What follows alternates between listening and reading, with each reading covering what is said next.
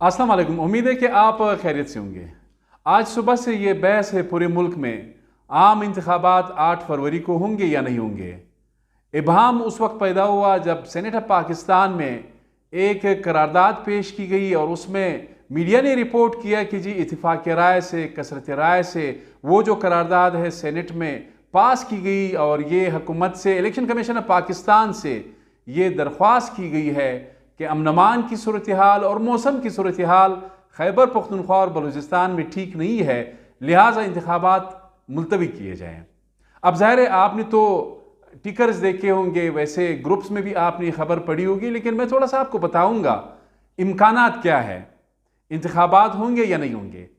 दरअसल ये जो करारदाद पेश की गई है ये कोई सियासी जमातों की जानिब से मुतफ़िका कोई करारदाद नहीं है। पहली बात तो यह है कि कसरत राय से, इत्तेफाक राय से, इसका मतलब ये होता है कि ऐवान के अंदर 50, 60 या 100, 90, 80 जो सेनेटर्स है वो मौजूद है।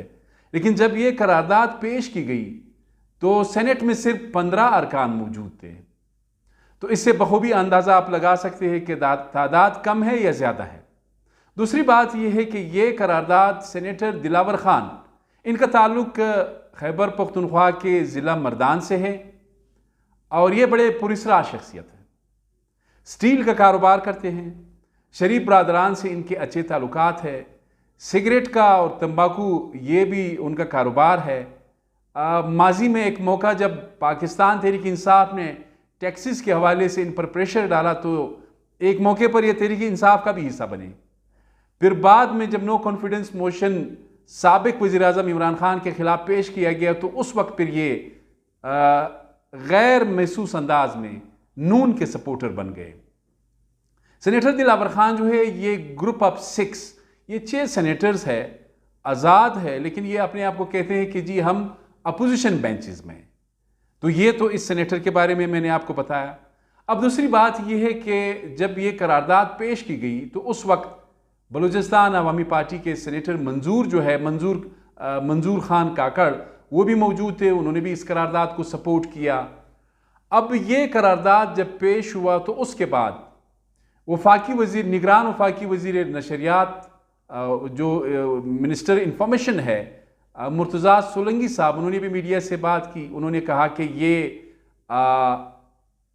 इंतखाबात 8 फरवरी को होंगे और उनका यह कहना था कि इस वक्त कोई इस तरह की सूरत हाल नहीं है, कोई जस्टिफिकेशन नहीं है कि इंतखाबात मुलतवी हो सके। अलबत्ता उनका ये कहना था कि कॉन्स्टिट्यूशनल पॉइंट ऑफ व्यू से ये मैंडेट है इलेक्शन कमीशन ऑफ पाकिस्तान का। लेकिन जब ये करारदाद पेश की तो उस वक्त एक सेनेटर थे, सेनेटर अफनानुल्लाह, पाकिस्तान मुस्लिम लीग नवाज से उनका ताल्लुक था। उनका कहना था कि क्या अब हालात 2008-2013 से भी ख़तरनाक है कि आप कहें कि जी इलेक्शन मुलतवी किया जाए। उनका कहना था कि 24-25 करोड़ का इंसानों का मुल्क है, क्या ये बग़ैर आइन के रहें, क्या आप चाहते हैं ये? तो कहने का मकसद ये है कि इस करारदाद की अपोजिशन भी है और निगरान जो इंफॉर्मेशन मिनिस्टर है उसने क्लैरिफाई भी किया है। और सबसे बढ़ के चीफ जस्टिस ऑफ पाकिस्तान काजी फायज़ ईसा 12 कह चुके हैं कि इलेक्शन 8 फरवरी को होंगे। तो मेरा ज़ाती ख्याल ये है कि इलेक्शन मुलतवी नहीं हो सकते। कोशिश तो ये की जा रही है, इस तरह के जो सेनेटर्स है वो कोशिश करते हैं। इसका अपना एक भाई था, वो भी इस तरह, मैंने जो पेशावर बेस्ड जर्नलिस्ट है उनसे बात की, गुज़श्ता दिनों वो जमात उलमा इस्लाम में भी शामिल हो गए। लेकिन कहने का मकसद ये है कि मुझे नहीं लगता कि इलेक्शन जो है वो मुलतवी होंगे।